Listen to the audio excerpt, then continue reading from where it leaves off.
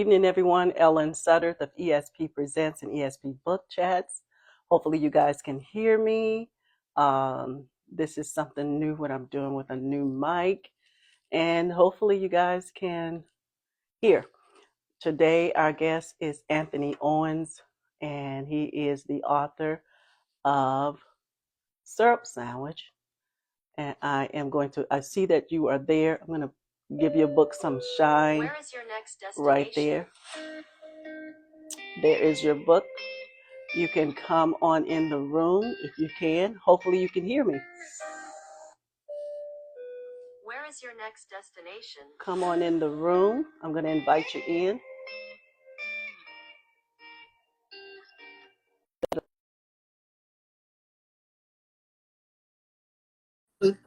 Hopefully you can come in. Hello. Can you? Hello. Hi, can you hear me? I can hear you now. Yes, I can. Yes. Awesome sauce. Awesome. Thank you for coming. Folks are coming in pretty quick. Um, this has been a waiting talk with you and I. Hopefully you can see me. Mine's look a little fuzzy, but hopefully yours is just fine. That you can see me. How Can you see how me? do I appear? Hmm? Do I look okay? Yeah, you're good. Mine is like fuzzy for something. I wiped my camera off and all that stuff, but All of the writing is in front of my face. I can't even see myself. So what did I do yeah, wrong? it'll be off when we after we talk. It'll be off.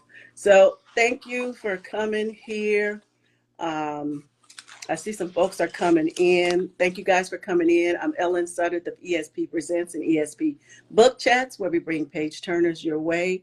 Hello, I am Stacy, Maria. Hello, I hope I said that right. everyone. Thank you.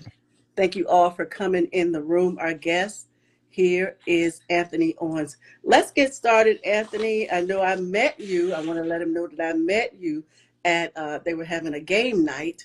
I think that was over in Norfolk, I believe. Portsmouth. It was in Portsmouth, It was actually. actually in Portsmouth. Yeah, in Portsmouth. And I saw him talking to people about his book, and anybody that loved books like we do, I just was fascinated of him telling about his story. And then I just start talking to him, and it was like the whole night was just talking about your book. He met my husband and everything, and we had a ball. So I was very interested in your book. So tell the folks about yourself and why you penned this book, Sandwich. Choose not to give up. Um, yeah, that's a lot about me, right? So I was born in Georgia, but I was raised in Brooklyn, New York. Raised by a single parent. She raised my brother and then ultimately my sister. And we came from very humble beginnings. We struggled financially, witnessed a lot of traumatic events, went through a lot of difficult situations. And as I got older and went through the Navy, did 20 years in the Navy, I wanted to reach back and write about some of those experiences because those things that I had gone through are still going on right now in the lives of many people. And it's about, going through struggles and traumas and difficult situations and choosing to not give up. So that's why I came up with the title, Choose Not to Give Up. But the name of the book, Syrup Sandwiches, I called it that because we had to eat sandwiches that were made out of condiments. I know a lot of families and a lot of people can relate to that because a lot of times people just don't have the financial ends to be able to, eat lavishly or just eat like normal people for the most part. But having to make sandwiches out of condiments like ketchup, mustard, mayonnaise, and syrup, that was a common thing. And unfortunately, people are still going through that. So the book is basically about going through all the troubles and traumas of life, and not being defined or defeated by those, and always believing in your God, believing in yourself, and choosing to not give up. Awesome. And I am Stacy. She's looking at you as well. She's an interviewer, and she said, "Thank you for your service." Thank you. And I wanted to start off by I read your book before, and there was an interesting chapter. The whole thing is good. I gave you a 5 star on that. I wanted to look at the relationship with Greg and your mother. And so this right here I was only short lived with being a single mom. I had my two kids when I met my husband. So I don't know the struggle of how to, or the struggle about being a single mom. I'm just going to be very transparent about that. So when I met my husband, my kids were one, and the other one was 1 month. So she was barely two in 1 month. So with that construct, and him being in the military, so I didn't live that, but short lived. So what gets me a lot of times, and people are talking about this, you have a single mama. Not only does she have two kids, and then she have a relationship, thereby adding another child. And I do see this in your story with Greg, and you talk about how you at the time was I want to say 9 years old, 8 years eight old when I started working. eight and Yeah. working. Now that's a hard thing. Eight and working, and so you have your little brother, and then I see those glimpses where you and your brother. When first of all, let's just roll back, and because here are wonderful places that people say to meet a person. So your mom met Greg at church, and so we think that that's a safe haven. And so you dropped a backdrop of how your mom met him. It was like they were talking, probably some church stuff. They may have been grown folk stuff, may have been talking. And then later on, he is living in your home. So tell us about that relationship as a child, looking on and seeing your mom going through so much anguish with someone who we thought, looking on, reading the subject from church. It was an eye-opening experience. I didn't, I guess my mother didn't see it coming either. So basically, this guy was really nice in the beginning, as a lot of people are. You know, they come with their representatives, and so she took a liking to him, and next thing you know, they became I guess, a couple.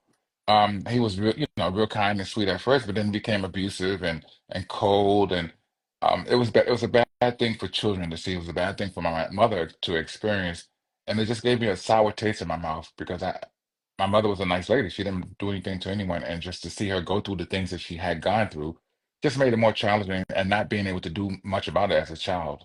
And that's the part that I was looking at as a child. You wanted to do something, and you said you and your brother would go in a room and just kind of cover your ears because there was nothing you really could do. And at one point, you really tried to do something, Yeah, I knowing that you did. couldn't do much. And so I look at that, and I look at 8-year-old like yourself, and you had to work. You guys, this is a 5-star book. Go out and get the book again. Serve Sandwich, Choose Not to Give Up. It's a very good book, a 5-star. And what's seeing that, I look at young black men. So, yes, thank you for showing it. That's the book there. I look at young black men who are young and should be outside playing, should be having fun. I had my three girls first, and then I had my son. So what I'm getting at, it seems to me, and you could help me, being that you're a male child and you have a brother that you kind of took under your wings like a father figure. So it seems like to me that the children, the black, brown young boys, when they grow up, they have to be men immediately. They don't get to have that childhood like they supposed to. A guy, a young man in like you say, in the hood, in their city, he becomes the man of the house. He becomes all these things that he's not ready for. What was that like for you? Um, it was common. It wasn't just happening in my house, and a lot of times, the oldest sibling, the oldest child basically steps up and tries to help the mother. Generally, that's how it normally works out. And my family was no different. I just thought that I didn't even see it as being something bad that I was doing. I was just actually trying to help any kind of way that I could. And packing groceries was not a strenuous job, even as a youth, but it was something that I felt gave me helped me to understand the value of a dollar and working hard. Mm. Now you again, you as a young man stepping up as a bigger brother or father role, as you will, in your home and going out, like you said, you got a job. Was it, that's what I wanted to ask you. Was it something that you had to, I know it's back then, we can kind of go do some little work, but it was it like, and I'm just listening to, thinking about the way today is. But in that time, if you're 8 years old, you can't get an application or anything. Tell us how that worked. So at the grocery stores, when people did their shopping, there were people at the front of the counters packing their grocery bags for them. And, and the store owners didn't care who packed the grocery bags because they wasn't going to pay us anyway. So it was the people, the patronage, the people who were actually there buying groceries that would give us a tip for packing their bags and escorting them out and doing those kind of things. So the stores didn't really care because it kept the lines moving. It kept people coming in and being able to leave out with their bags packed, and the store didn't have to pay, so they felt like it was a win-win situation.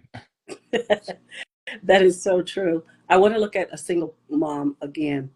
Uh, in today's time, and you see that you have a single mom who's trying to do the best she can. Again, I want to hone in on this because this is still happening, as you said, where you have single mom doing things well by themselves, adding another person to it, somebody who is playing with the kids. In this day and time, they say they call it a hobosexual, meaning a guy come in, play with your kids, get in good with your children. And now he lives in your house, and he pretty much he stays there. And so, what do you think? I'm putting you in a hot seat, I believe. Uh, I guess looking at your mom, this is the best way I think I can say it. Looking at your mom and looking at others that are single parents, what would you say as a son? And I'm thinking now that you're an adult, speaking back as a kid, what would you say to those single women out there who somehow, like you said in your story, which is really true, you see your mom, you know she works hard, you know that she wants companionship, and they shouldn't be exempt from companionship. So, what would you say to those single moms? Well, first of all, let me clear the story a little bit. He never lived with us. Greg never lived with us. He just came over often, and sometimes he would bring groceries and things of that sort. But he never lived with us. But I would say to women who are single parents, know who you are, know what you're willing to accept and will not accept, and know your worth. Once you know your worth, you won't settle for anybody, just anything or anybody, because you're important and you matter. So you know who you are, and know that your children come first, and always protect your children. I like again, I can't say enough. I had my son last, and I would hear women talk about systemically how they had to prepare their son for the outside world. And so I thought that was just a bit much because I had girls first. With that type of construct and being a black male in society, already systemic things that happen, are we preparing in fear, or should a woman with a son, or being that the father is not there, should we do those constructs? Because I'll use myself again. I thought it was something that we just made up in fear at first until I had my son. And I found myself saying, back away from the counter. Don't put your hoodie on. Make sure you back away when you tie your shoes up. Keep your sleeves down. Is it necessary as us, as people of color, do we need to have that talk to guard us when we go on the outside world? Yes, we do. We have to have a certain level of fear in the fact that it still happens. Racism is still prevalent. It's still going on. As a matter of fact, it seems to be getting even worse. So there's a level of fear, and also there's a level of reality, right? The reality of it is that it's actually going on and still happening. And the level of fear is, I wouldn't even say fear as much as I would say being guarded and being cautious and being aware.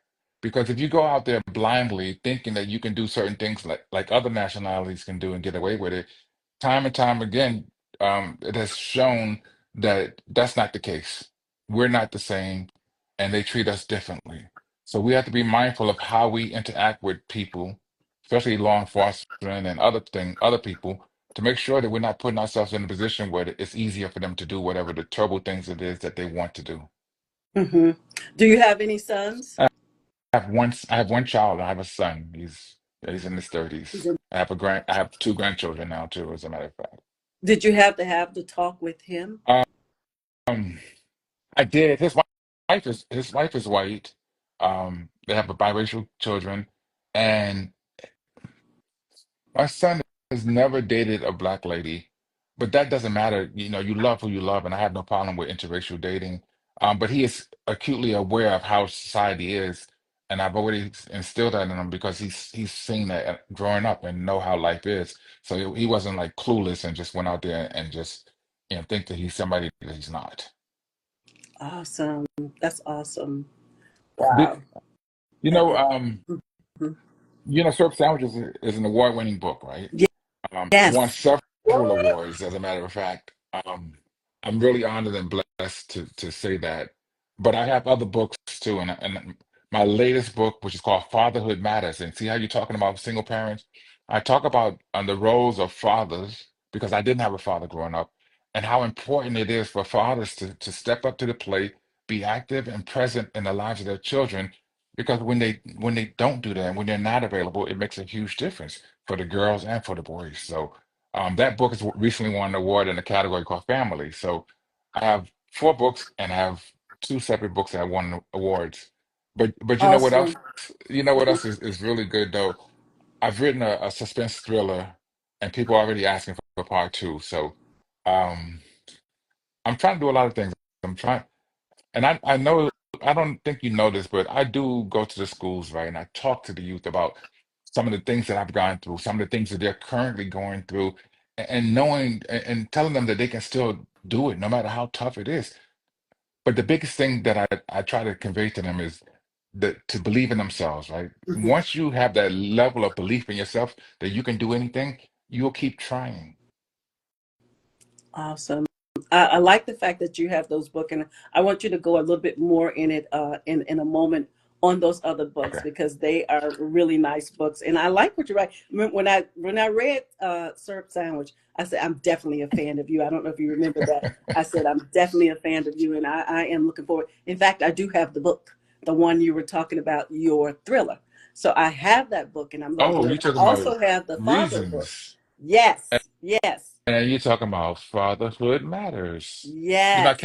I came prepared, right? I So, and uh, so I got both books. oh, do you? I forgot to Well, tell you. thank you so much for your support, and thank you for being one of my supporters. I'm not gonna say fan, I'll just Yeah, say for yeah, I supporter. love that say support. I want to ask you too about um you just said a moment ago that you was not, let me just ask you before I assume. Were you raised with your father or you seen him bits and bits, and I don't want to I read the book, but tell us about that. And then when you do, I want to know what was your stable that showed you manhood.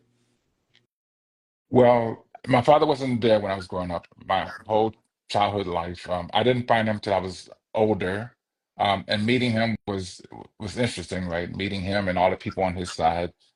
But the staple of becoming a parent was after I had my first child, my only child, and going through the bumps and bruises of not knowing how to be a parent, a good father, because I had never had that, no one around to show me. But when I matured, right, when I became older and wiser and realized that, the mistakes that I had made in the past were no longer a part of my life, then I developed a level of maturity that says that, look, I am here, I'm a father, I'm going to be supportive, and this is who I am now. Mm. Did some of what you had gone through kind of give you some of the tools to say, I'm not going to be like that?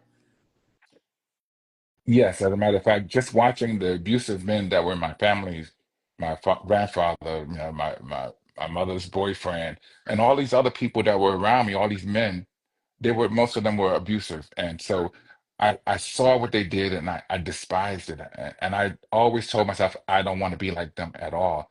And what they did show me, unbeknownst to them, was how to be, right? How not to be, excuse me, how not to be like them, but be Mhm. someone totally opposite. Because if you, and what the sad thing about it, Ellen, sometimes people grow up into situations where they see this type of abuse and they also become that way. But I despised it and I didn't want anything to do with it. So my goal was to be completely opposite of who they were. Mm. I'm going to reset and thank you folks for coming on. Thank you for swiping and sharing. And good evening to those that are here. Good evening to you all. My guest is Anthony Owens, and he is the author of Syrup Sandwich, Choose Not to Give Up. And when it comes to fatherhood, and there's the book there, and when it comes to fatherhood, and you say what you've seen help you, how not to be like that, and what about, like me, I wasn't raised without my father. I have no idea how that feels. I have no clue. Even though he my dad, I'm going to say he wasn't perfect, but he loved us perfectly. And my mom, I think I told you that my mom is deaf. So they stayed married 50 years until he passed. And he passed in 2008. So I want to say, let's see how I say it. I don't want to, I'm a lover of fathers. When Father's Day come, I'm a lover of fathers. But like I said, again, I don't have that experience. Not having your father in your life, should should a person, because I hear of some men not close to me, and they talk about that they didn't have their father in their life. Not having a father in your life, should it have help you or dampen you from going forward, saying that because my father was not there, that you're not going to go any further? So a lot of things is blamed because my father is not there. I think that's an individual thing, right? Sometimes people choose to have reasons to not do good or do well. I saw it totally different. When I became a father, I was young. I was like 21. I hadn't really lived and done a lot, and so it was a lot of things I had to learn because, like I said earlier, I didn't have any examples of how to be a good father. So it was a growing process. Um, but one thing that I can really say is that now as a grandparent, I'm even a better grandparent than I was a father because I was in the military for 20 years, and so most of the time was when my son was growing up, and I was often away from him. So it was almost like I was not there a lot, and I wouldn't say abandon him, but I was out working. So I missed the times when he was walking and starting to talk and a lot of things. But with my two grandchildren, I spend a quality time with them, and I see all those things. So it's almost like God has given me a do-over, right? Given me an opportunity to do better than I did previously. So I'm grateful for that. I like the way you said that, because I look at that as when we have our children, the children, and we are in a testing mode, and so I call it a that God gave us a grand chance. And I always tell them I got two grandchildren. One is in the military; he's 22. The other one is 13 years old, and they 6 feet, so they taller than me. So I always, we do a little, your grandfather. We do a little something different, and I look at my daughter. I'm like, I don't like you anyway, but I like you. I just came to see the baby, okay? Just give me my baby so you go where you're going. And, Right. see, especially I got a chance to be at home with them. And when pandemic happened, I was an emergency pandemic teacher for my Oh. grandkids. And so those type things allow my daughter to not miss work and different things like that. And so I always say, you're going to do the homework here, you do that. Grandma's house is the fun house, but I still do what you say, and I'll let the grandkids know that what mom says first. Even though I'm her mother, I'm in second position, she's in first position. I always get to do that. And I like the way you said you see being a better grandfather than you were a father. And because you was in the military, and I know we're a military family as well, that you do get to miss out on all those things. What made you go forward, even though that you didn't have your father around, the way life had, I guess to me it gave you fuel to go forward, but you can best answer, to make you not quit. What kept you on the straight road of making it more successful than what your life locked through you? I learned that at a younger age, right? The things that I'd gone through, domestic abuse, single parenting, fatherlessness, discrimination, bullying, death, all those different things that I'd gone through at a younger age, it just made me become more resilient. And as I became older, those things had been instilled in me. I couldn't give up because look where I came from, Mhm. right? So I always looked at it as stepping stones, even though they were terrible things. I learned from them, I grew from them, and I'm grateful that I had the experiences to make me the person that I am today. What was it like for you going to the military? Know you have a younger brother and a sister.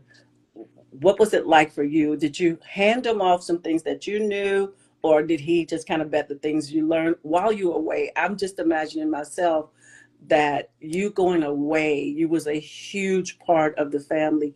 What were your thoughts while you were away, and how was that when you left? It was like a double-edged sword. And what I mean by that, it was a good feeling of being able to go and make some money and do something with myself, right? And then on the other end, it was bad. I felt like I was leaving my mother behind and having her to struggle even more, but she wasn't struggling more because I was able to provide more and do more for her. So I wouldn't say that was a sword, but it was bittersweet, should I say? Hmm. Because it was the sweet part was being able to go and to get my life started, and the bitter part was leaving them behind. And as far as leaving anything for them, you know, behind, as far as I had taught them all that I knew. Right? No, I only knew so much at 17, but I had lived with them all of my life, and they, you know, knew what I had taught them and what they'd gone through, and so they were just as resilient as I was or am today. So Did you ever have anger towards your mom? You know, no, at times that she had gone through with the different relationships, and no. no, I Okay. never had anger with my mom. I had a lot of uncertainty, right? I didn't know why my father wasn't there. And I talk about it in the Fatherhood Matters, how children, when they don't have their parent, one of their parents there, they always seem to like either blame themselves. You know, sometimes the kids say, was it my fault? You know, did they not show up or did they leave because of me? Did they not love me? Why didn't they come find me?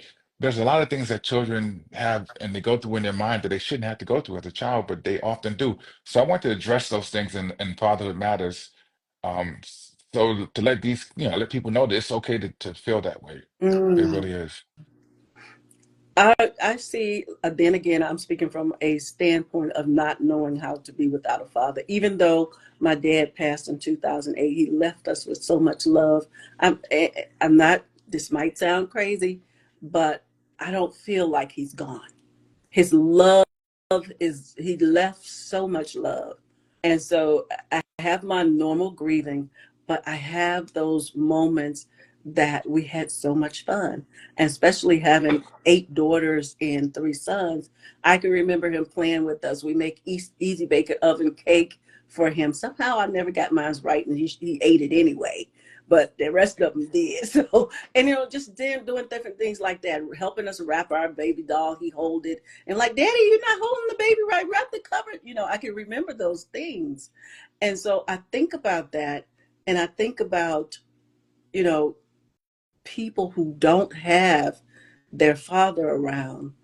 And I can't imagine that. I just can't imagine you have someone. I can imagine through myself, like I say with my kids, but not through my lens, through other lens. And being able to not look in the mirror and knowing, to me, a father is a you are a he is mirror image of each other. And so not seeing that person in the mirror who you can mirror, what was that like? It was something that we didn't, like I said in the book, we didn't talk about it a lot because we knew that he wasn't around. We knew that he wasn't going to be there. So we didn't, you know, we didn't convince ourselves that one day he's going to come walking through the door or and things would be better. We just assumed that we'd never see him or, you know, because my brother didn't know who his father was either. So we just assumed that that's how life was and we just had to make the best of it. So we never really knew what it was.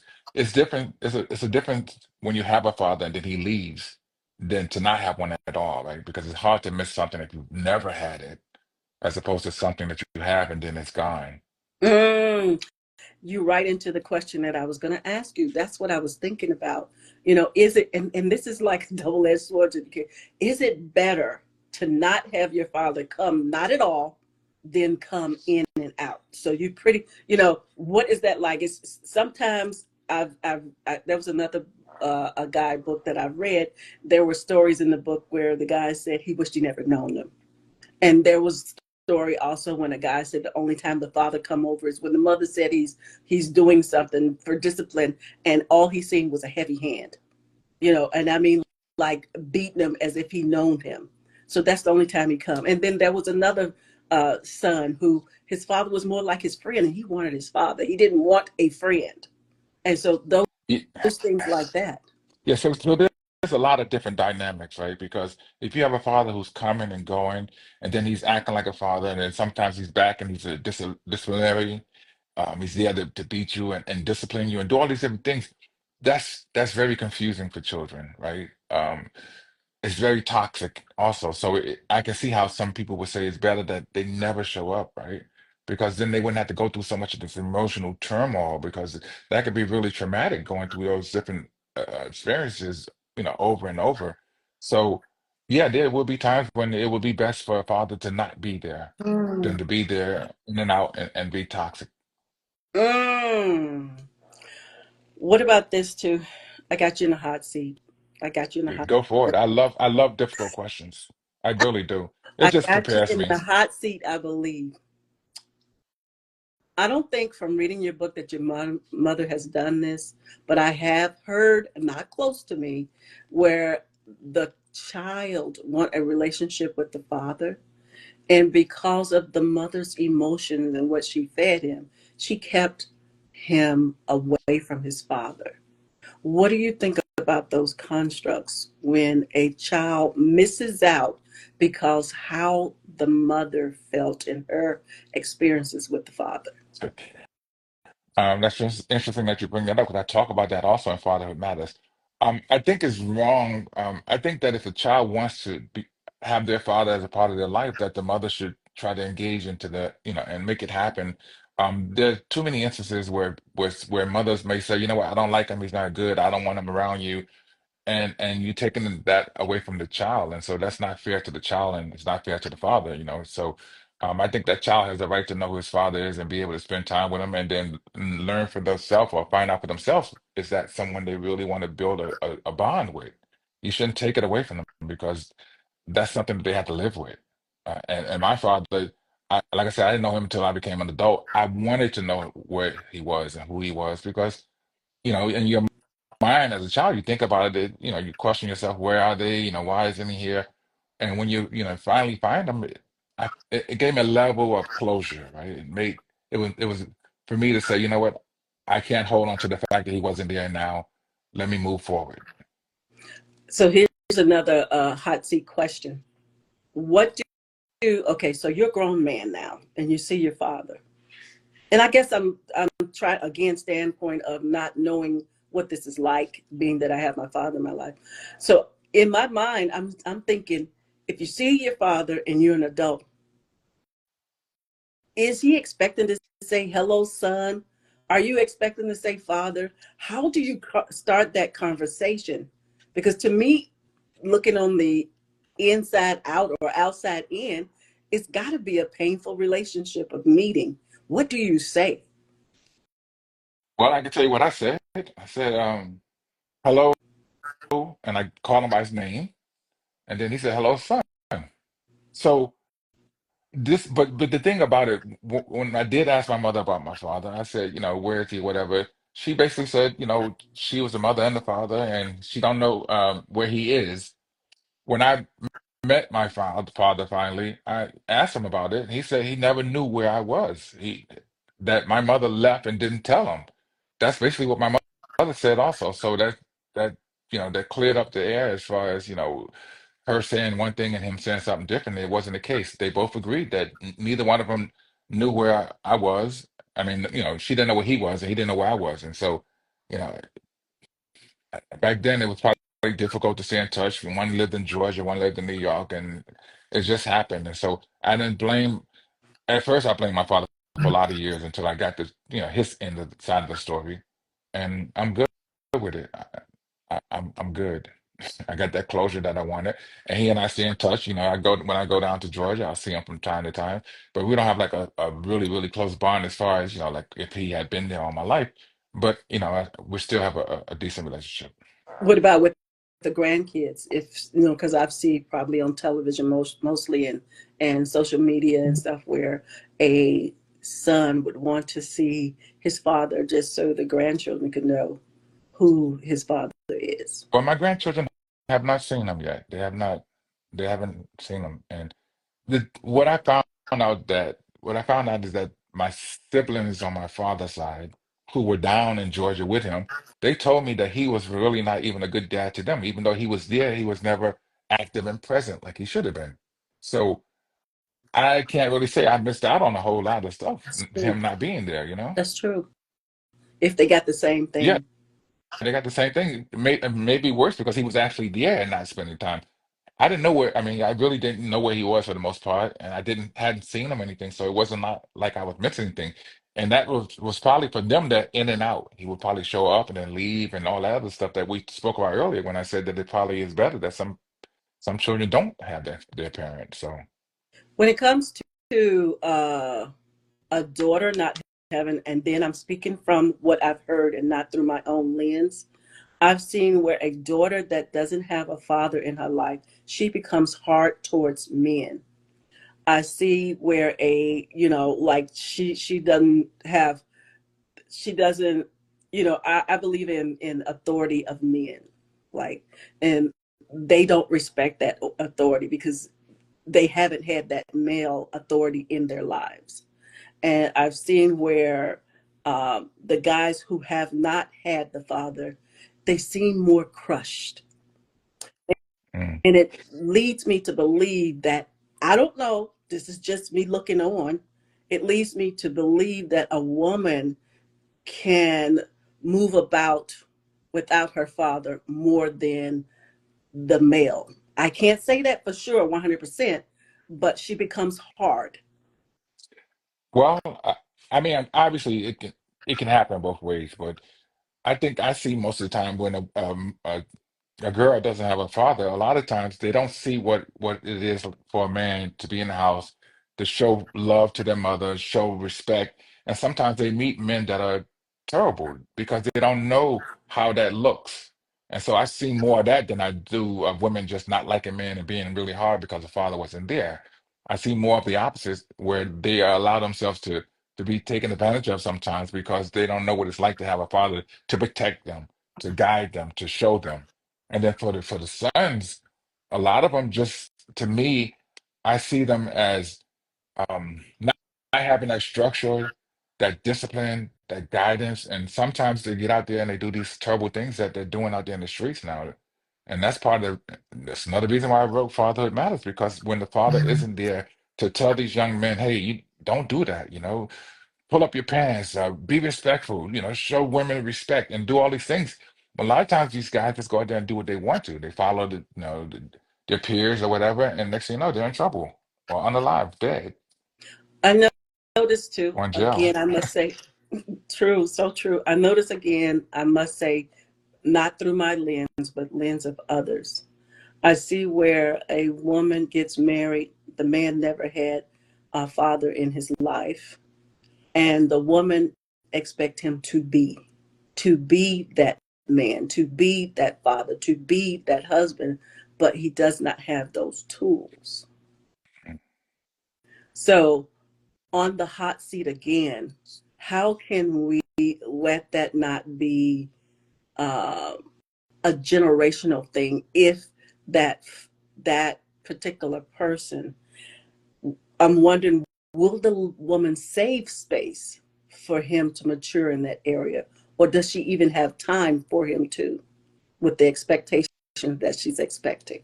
But that's an interesting question because it's based on each individual, right? Some people have less patience, less tolerance than others. Some will allow that man to grow and become the man that he could be. Some would not give him the opportunity. So it varies from person to person, right? And situation to situation. So that's a really, really difficult question to answer. But I would say that I think that when women meet men, they should know what they're looking for. They should know what they will and will not accept because that's really important. And Hmm. I don't like the saying build a bear, build a man, build a woman, but a lot of Exactly. people feel that they really can, right?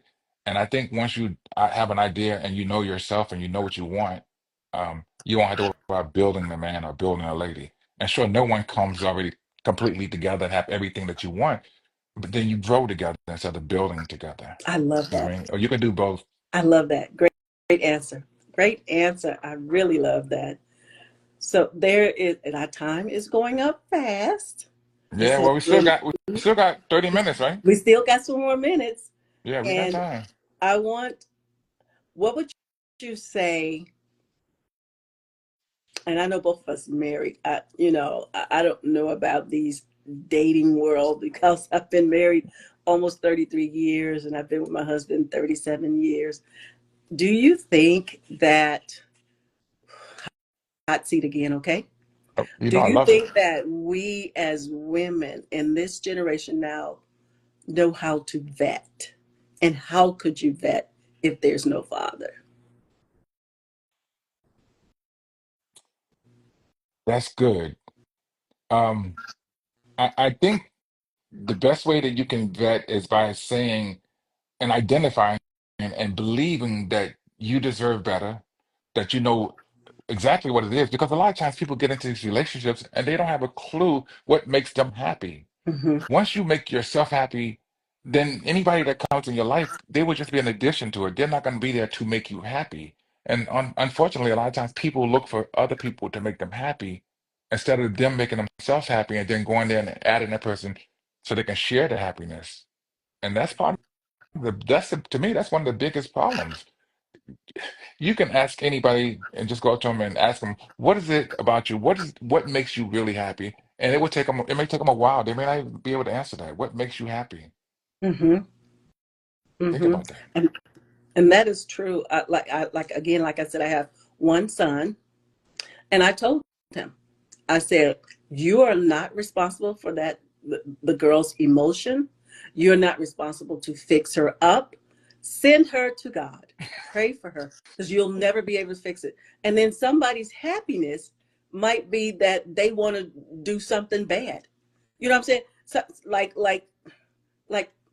maybe they just, this makes them happy. Something that's not good would make them happy. And like you say, the first person who I hear in the social media uh, acting world was Will Smith when he said, I've tried, Jada, I cannot make you happy. And now he knows he's not responsible for her happiness. And they not. You guys are not responsible for our happiness because we change. What we thought was happy is not, we mature along the way as women in that relationship. You might have met her in high school, and those high school thoughts, she's a woman now. She doesn't like those high school thoughts that she had before, Right. you know, and those things like that. Well, we should always look at growth, right? We should never stay the same. We should continue to grow, evolve, and become better at pretty much everything that we can, right? And what happens sometimes, some people just stymie their own growth because a lot of times they just give up. And that's why Sir Sanders says choose not to give up because it's important. And I go back to self-belief. Once you believe in yourself, right? Once you know your self-worth, once you know what it is that you will and will not accept, once you know what makes you happy, you'll be amazed at what you can accomplish in life. That's so true. I'm seeing now, not through my own lens, but looking at, seems like the generation of women now are waiting to be valued and not knowing their own worth. They're waiting on that person to value. And I know in society as women, you men, you guys could go outside with a pair of jeans on, a t-shirt on, and you're fine. But society is hard on girls. They put the lashes on. They ain't even got outside. So a whole bunch of people, 1,000 people could tell them that they're beautiful. One person say you ugly. They're gonna go with the one. Is it society or is it them wanting to fit in? I think it's a little bit of both. And I think it's three things. I think it's society, I think it's their self, and I think it's their peers. I think that we are more harder on ourselves than others because we, as a people of color, we are very materialistic, whether we think so or not. And I'll give you an example that I used to help volunteer in the school. And we had a parent involvement specialist, and they just did a little study. And this was a while back. It was asked, which one would you rather have? $200 for your clothes for your kids or television? Guess which one they picked? Clothes. They picked television. They loved entertainment. Mm, okay. So I was thinking they love clothes because they always buying these Jordans. They always buying these, all these clothes. I mean, They because we spend a wanted lot the of money. entertainment. They Yeah, okay. wanted the entertainment. They loved the But entertainment, either and way, it that was, was love. I mean, now if you took the television and say you had a television and you're looking at stuff that's educational, that would be good. But obviously, if you took the clothes and you wear them, you get holes in them or whatever, they're done and they're gone. But you're not gonna learn anything from the clothes. No, So no. it may be more to it than just entertainment. It can be something that they can actually learn from as well. So yeah, I can see that. Yeah, yeah. What would you say to, you said you go into schools, and you did say you go into schools, and do you get a chance Yeah. or do you get a chance to mentor those kids, or you're Yeah, I reading to sit them? down, I read Tell to us them, about I that. sit down, I talk to them. It's you know what? I have a book. I've written a children's book called Raw Power. It's about bullying because I was bullied as a child growing in school and everything. And so I wanted to write a book so that they could understand that it's wrong to be bullied, it's wrong to bully, right? Um, and finding a level of this book right here, his name is Ari, like my grandson. He finds a level of forgiveness after he's been bullied and everything, and it's about being able to find a level of forgiveness and also know that it's wrong to bully or to be bullied and stand up for yourself. It's important that people stand up for themselves. A lot of times they just give in, and the bullies will continue to do it, obviously. Um, I talked to them about just going to school and listening. I don't talk to just the really young kids. I talk to the older ones in high school as well. So um, I talk to them about, self-belief. I talk to them about listening, getting an education, coming up with a dream, a goal, or something to not become a part of the system, right? Don't run out there in the street, join a gang, go to jail and all that stuff. You don't have to do all that.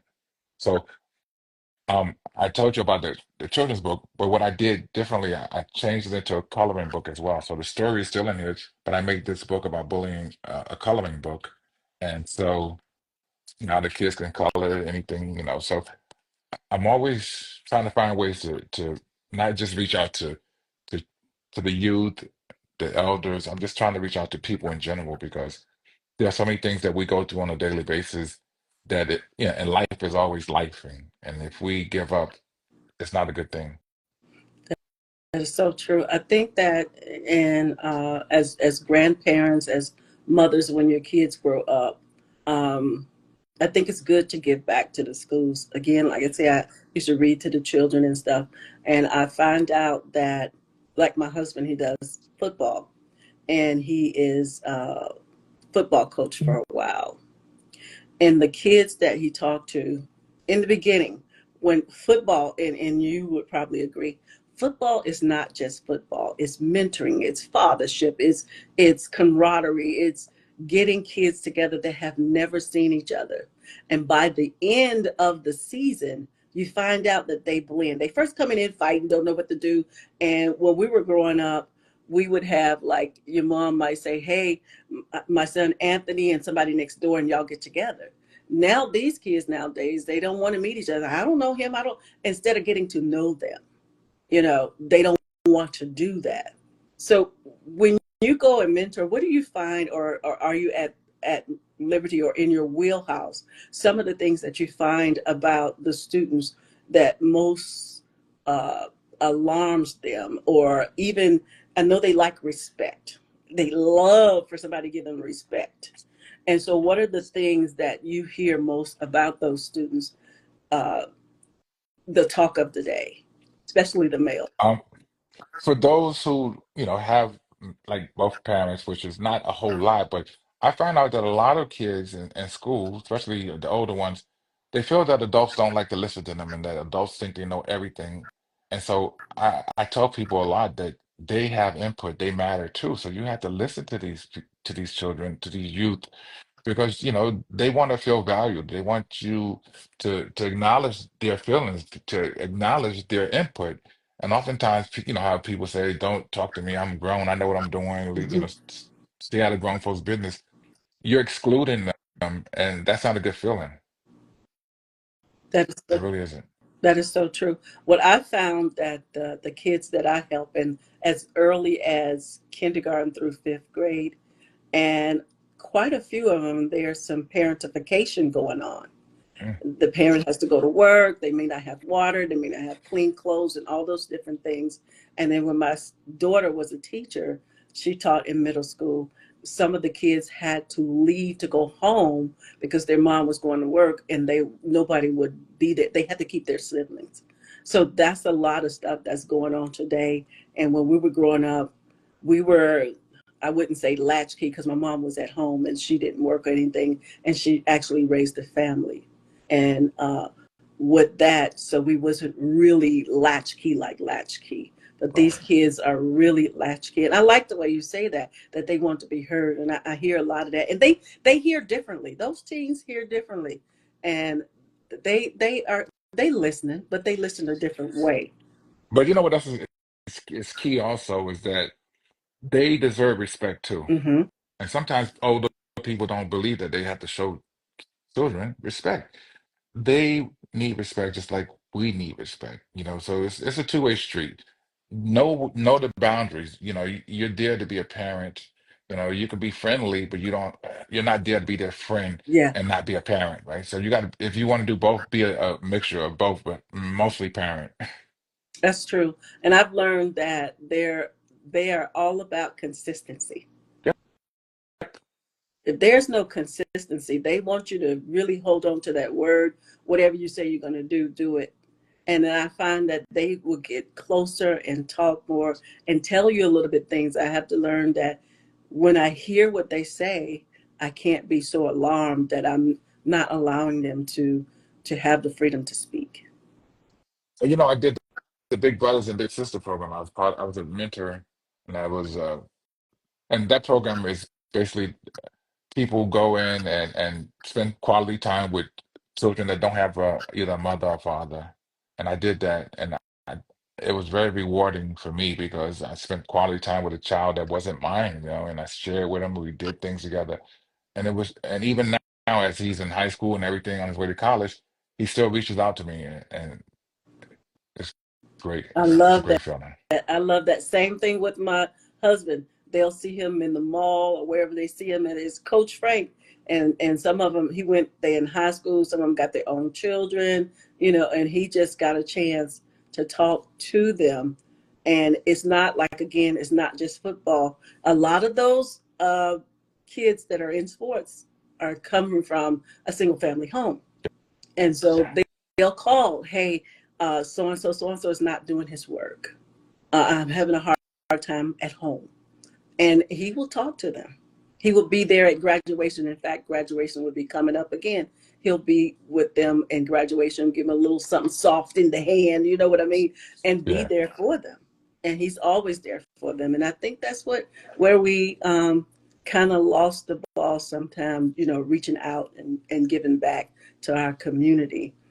And tell us about those other two books before we go. And the thriller, and you had the father. Give us some of the things that you want us to know that readers can take back from both of those books. So from reasons This book, I wrote it because I wanted to write something. I wanted to do a fiction because I've always focused on things that were real and not to say this is not real, but I always wanted to focus on things that were now and present, and I didn't think that I had the capability or the skill set to do a fiction, think outside the box like that. And I was doing it to challenge myself, and I found out that it was a lot easier than I thought, right? And there it goes again. Like a lot of times we fail in life because we give up, right?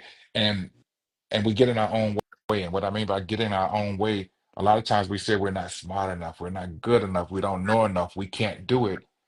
But if you get out of your own way and say, you know what, I can do it. I'm going to try. I'm going to keep trying. If I fail, I'll try something different. Once you get that mindset, then things will change in your life. This book is about it's a suspense thriller love story. This lady, his wife is brutally murdered, and yes. Oh, so you haven't read it, so I can't tell you anything. So, You can um, just give me a backdrop. No, well, I haven't read it. oh, I you know what? Okay, just got it. I can read the But back look, then. Yeah, yeah. This Just is tell us, okay, a- after without the huh? without giving it away. I want to be a little bit nosy because I know they are. So I'm just going to ask you. I'm just going to ask you. So are these? Where did the characters come from, and who? What gave you this story? This gave me this, I got this story from thinking of something that could happen and probably has happened somewhere, but I didn't want it to be so predictable. Okay. Like a lot of movies that I see, you know what's going to happen next. I didn't want that. I want to, if I'm going to do it for my first fiction, I'm going to make sure that I want it to be something where you didn't see it coming. Oh, wow, surprise. And so it says, after the devastating loss of his wife, Kyle Blankenship, and his son Ryan embark on a journey to piece together their shattered lives. However, when Kyle is thrust into a whirlwind of mystery, betrayal, and danger, their world is once again turned upside down. Racing against time, Kyle delves into the dark underbelly of secrets and lies surrounding his wife's murder. And as he uncovers the truth, he faces a formidable adversary determined to silence him and endanger his family. Will Kyle's quest for justice lead to redemption, or will he be consumed by the shadows of vengeance and despair? In this gripping tale of love, loss, and resilience, Kyle must confront his inner demons and fight for the ones he loves before it's too late. Wow. A lot of things went through my head. A lot of things. I'm like, did she like his friend? Did was that someone who was always looking at their relationship? Just a lot of stuff. A lot of stuff. There's a lot of stuff happening in my Yeah. mind about that. And so they have a son. You have the husband and the wife and the son. I'm just thinking. I'm just thinking. I can't wait to read it. And then the other book that you were talking about, that's the father book. Fatherhood matters. Before I say anything about this, I have an excellent narrator for all of my books. Every one of my books are narrated, except for the children's book. I did it in my own voice. But Reasons, Serve Sandwiches, Fatherhood Matters are all done by Malik Washington, and he does a phenomenal job. People love the Audible. I mean, he's local here too. So, I'm gonna have to get it. um, so Fatherhood Matters. I wrote it because I want it's like a call to action to men, right? It's time for us to step up and be men and make sure that we're doing those things for our children, guiding them, leading them, protecting them, instructing them, helping them grow into men instead of just letting them run out there and do whatever they want to do and wind up in jail and killing people and doing some terrible things. And on the back of this, it says Fatherhood Matters explores the vital dynamics of being a father, highlighting the essential roles fathers fulfill within their families. The absence of father figures in many homes has led to instability and uncertainty. This book underscores the importance of fathers being actively engaged and present, as their involvement profoundly impacts both their children's lives and their own. This book also addresses misconceptions surrounding solo parenting, emphasizing that it is not the result of inadequacy or failure, but rather a circumstance shaped by various factors. Owens explores themes of resilience, understanding, and the importance of open communication within households led by one parent. Through personal um, stories, Owens shared unique challenges faced by the children and father, from financial strain to emotional burdens. He also examines the overlooked perspective of the children raised in households with one parent, highlighting their struggles, fears, and societal stigmas they encounter. Wow. We It will has won an talk about award too. that. I want you back for the other books. We'll talk about it later, but definitely June. I always do something June. If your calendar is empty, I would love to do the father again. I am speaking from the perspective of having a father, so I don't know. I'm clueless. I am. Yeah, I can't wait to let me know what you think when you read both of them. And send me an Amazon review. Just let me know because I would love to hear your thoughts because you read a lot of books. You talk Yes. to a lot of authors, so we all like to know how we're doing, right? Especially in this world, this realm of writing, right? Which is still new to me. I've only been out. My first book came out in 2024. 2022, excuse me. And look, it's already 2025, right? So less than basically 3 years. Wow. 3 books, or was that 4 books? Well, it's 4 books. I've written for Surf Sandwiches. I have a workbook too for the I was schools. just going to say, I saw that. I saw the Yeah. workbook. And I'm working on a workbook for Father Matters too. So, and I think I'm going to do one more book and I'm going to be done. I'm going to be done. You gonna I'm be gonna do done done? I'm gonna be done. I'm gonna do a sequel to this. Oh, I can't wait. I gotta read that. I Yeah. have got to read it. I got you. Uh, I am a I am a follower of you. Tell the folks, give the folks a takeaway, Okay. and also tell them where they can reach you. Well, everyone, my name is Anthony Owens, and all of my books are on Amazon. If you go to Amazon and the search and you type in my name, you'll see all of my stuff come up. Or you can go to my website and see everything as well, www.ant, ANTOWENS, antowens.com. So reach out to me and I'll follow you back and I'd love to hear from you. Awesome. What do you want them to take away of I any of want them, your experiences of reading with you? What do you want the readers to take away when they read either of those books? I want them to take away the fact that when you read these books, you'll see how relatable they are because surf sandwiches is relatable. People who have read this book think I've written about their lives. Um, because the things that I've gone through, a lot of people have gone through them. And so you'll see, how, even if you haven't gone through it, you probably know someone who has. So it makes the book a lot more relatable. You know, it's something about picking up a book and finding yourself in it. Reasons is different. It's just a lot of suspense, love.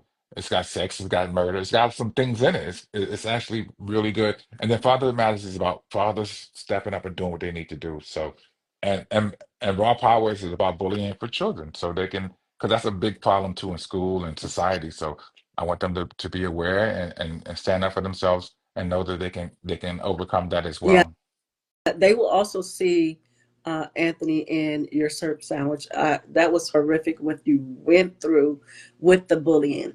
That was, I thought it would have cost you your life. And Uh, they would I'm just have to still here, right? read it. They would just have to read it. That was, oh my goodness. It was really something. Thank you for being here. Thank you for coming out. Well, thank you for Definitely having going to go back. me. You're welcome. I'm going to go back to the children's book. I'm just going back. I'm going back. I'm getting your books. Thank you so much. And you have Thank a you. And wonderful night. yeah, and stay in touch, okay? I sure will. Thank you so much. Thank you Thank for you. your business. Thank you for your time. Have an amazing day. You Guys, too. you just hit the X. I guess you know that by now to pop you down. I'm just going to tell them what I have coming up next.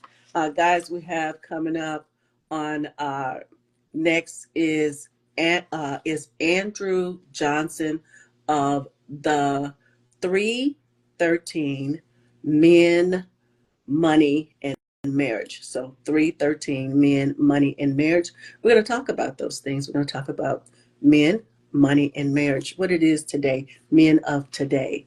And also coming up, this is going to be in March, but I just want to show it while it's here.